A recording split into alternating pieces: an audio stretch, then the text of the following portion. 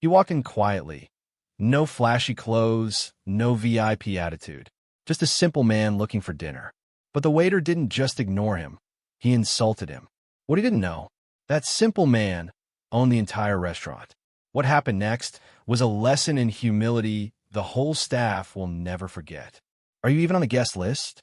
Those words came slicing through the soft hum of the dining room like a knife through silk. The restaurant, known for its elite clientele and no-nonsense service, had never seen a moment quite like this. It was a Friday night. Chandeliers sparkled from the ceiling, gentle piano music floated through the air, and wine glasses clinked in quiet celebration across the polished tables. Every guest had been carefully selected, every table booked weeks in advance. The waitstaff moved like clockwork, sharp uniforms, silent shoes, and perfectly practiced smiles. Then the door opened. He walked in, tall, broad, impossible to ignore. A mountain of a man wearing a simple maroon t-shirt and dark jeans. He didn't walk with arrogance, but there was something powerful in his presence. The kind of energy that made people look up, stop chewing, and whisper to the person next to them. That man was Shaquille O'Neal, Shaq. Yes, the Shaq. Basketball legend, business tycoon, media personality. And yet, in that room, full of people who judge by appearances, he was instantly labeled as someone who didn't belong. Before anyone could recognize him, one of the senior waiters, clean-cut, crisp vest, air of superiority, stormed toward him. No smile, no greeting, just judgment. Sir, I think you're in the wrong place. This is a private restaurant. For guests only. Shaq looked down at the man, smiled politely, and simply asked, "Can I get a table for one, please?" The waiter didn't flinch. In fact, he doubled down. "We don't serve walk-ins. We don't serve people without the right look." That last part, it landed hard. Not just on Shaq, but on the handful of guests who overheard the conversation. A couple at the corner table looked up. A man in a suit shook his head. One or two guests even recognized Shaq, eyes widening as they realized what was happening, but no one said anything. The waiter, feeling bold, crossed his arms and smirked. "This isn't a burger joint, my guy. You should probably try somewhere more casual." At that moment, you could hear a pin drop. Shaq didn't argue, didn't shout. He calmly pulled out a chair at an empty table and sat down, taking a quiet breath as if he were observing a slow-motion scene unfold. That's when things started to get real. From the kitchen, a man in a white chef's coat emerged, looking stressed. He was the head chef, Marco, a man who had worked with celebrities, politicians, and elite diners for over 2 decades. As soon as Marco stepped into the dining area and saw Shaq sitting calmly at the table, his expression changed completely. Eyes wide, mouth slightly open, he walked swiftly to the table, nearly dropping the menu in his hand. "Mr. O'Neal," he gasped. "We weren't expecting you tonight." "Welcome, sir." The entire room went still. It felt like someone had pressed pause on a movie. The waiter's face? Priceless. His smirk disappeared. His arms dropped to his sides. He blinked rapidly, trying to process what he just heard. "Mr. O'Neal," he repeated, looking between the chef and the giant man seated in front of him. Marco, still catching his breath, turned slowly toward the waiter and said loud enough for the whole room to hear, "He owns the restaurant. All of it." It was as if the air got sucked out of the room. Some diners gasped. Others suddenly straightened their posture, awkwardly trying to pretend they hadn't been staring. A woman at the next table quickly whispered, "That's Big Shaq. He's the boss here." The waiter stumbled back a step, face going pale. His voice, once so commanding, was now barely a whisper. I didn't know." Shaq looked up at him, still calm, still composed. "Now you do." He didn't yell. He didn't demand anything. But those 3 words carried more weight than any shouting match could have. And that was just the beginning. The room was frozen. Even the background music seemed to stop.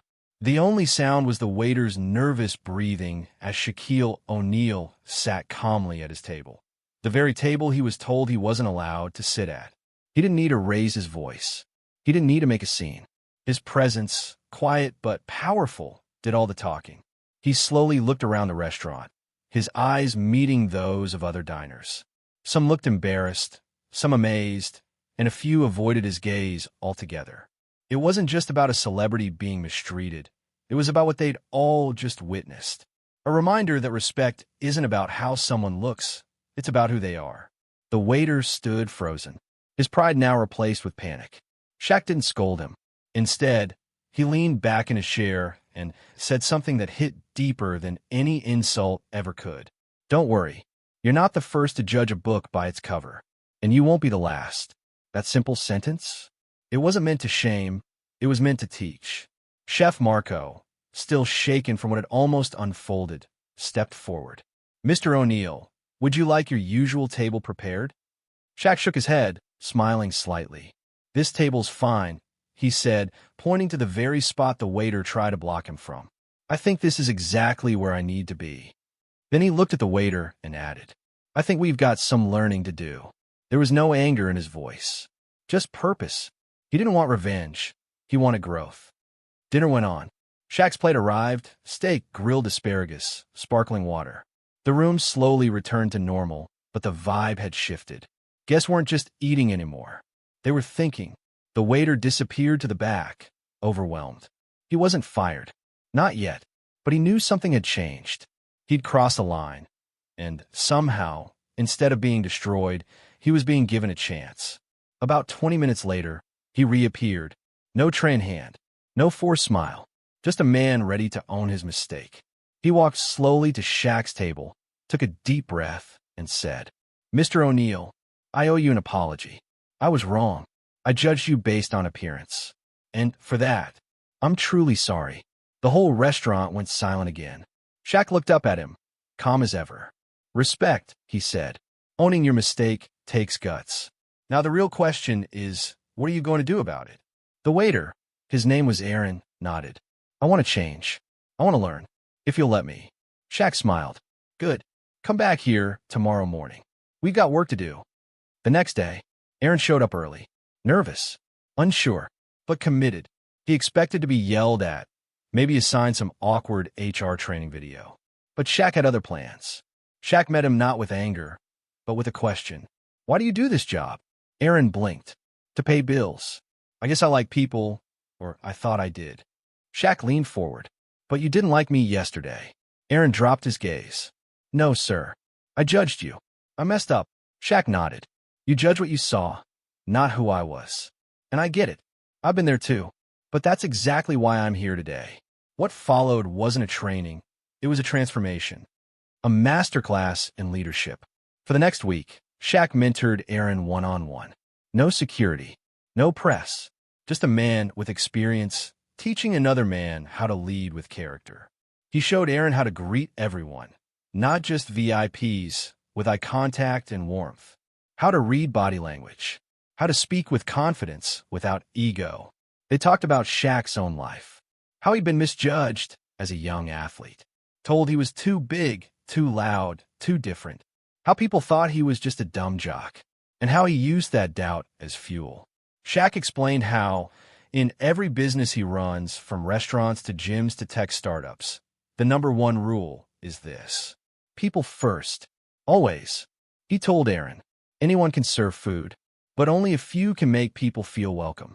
That's what makes a place unforgettable. Aaron absorbed it all. He asked questions. He worked after hours. He even practiced different ways of speaking and standing in front of mirrors. Slowly, he began to change. The ripple effect. And people noticed. Other waiters, who used to whisper behind Aaron's back, started asking him for advice. Guests complimented his energy. The chef even told Shaq, I don't know what magic you worked, but that kid's got a spark now. It wasn't just Aaron who changed. The whole restaurant began to shift. Hosts became more patient. Waiters more compassionate. Even the regular guests sensed something different. The vibe had gone from exclusive to inclusive. All because one man chose to lift someone up instead of tearing him down. One final test. On the final day of their sessions, Shaq asked Aaron to meet him in the dining room before the restaurant opened. The same place where the story began. Shaq pulled out a chair and said, Tell me, what did you learn this week? Aaron took a breath. I learned that judgment is easy. Listening is harder, but it's the only way to grow. I learned that kindness is stronger than pride. And that leadership isn't about being right. It's about doing what's right. Shaq smiled, Big, proud, genuine. You're ready. Ready for what? Aaron asked. Shaq chuckled. To lead. You're the new front-of-house supervisor. Aaron froze. Wait, seriously? Shaq nodded. You earned it. Not because you're perfect, but because you're growing. And that's who I want representing my name. Aaron didn't just keep his job. He got a second chance and turned it into his best chapter yet. What happened next? Word of the story spread fast. Someone had recorded a short clip from the night it happened, where the waiter told Shaq he didn't belong, and Chef Marco revealed Shaq was the owner. It went viral within hours. Millions of views. Thousands of comments. That's how you handle disrespect with class. Shaq just gave a masterclass in leadership. This changed how I treat people forever. Restaurants started using it in training videos. Business schools discussed it in ethics classes. Shaq even started a small campaign called #LearnThenLead, encouraging people to share stories of judgment, growth, and redemption. And Aaron? He became a voice of that movement. He posted a 2-minute video where he owned his mistake, explained what he learned, and left viewers with a simple message. Your first impression doesn't define you. What you do next does. The real lesson. Now, when new employees join the restaurant, Aaron tells them his story. Not to impress them, but to warn them. You never know who just walked in. Could be a guest. Could be the owner. Could be someone who changes your life. And at the center of it all, Shaquille O'Neal, the gentle giant, the silent teacher, the man who turned one moment of insult into a movement of growth. Because the real flex is lifting people up and watching them rise.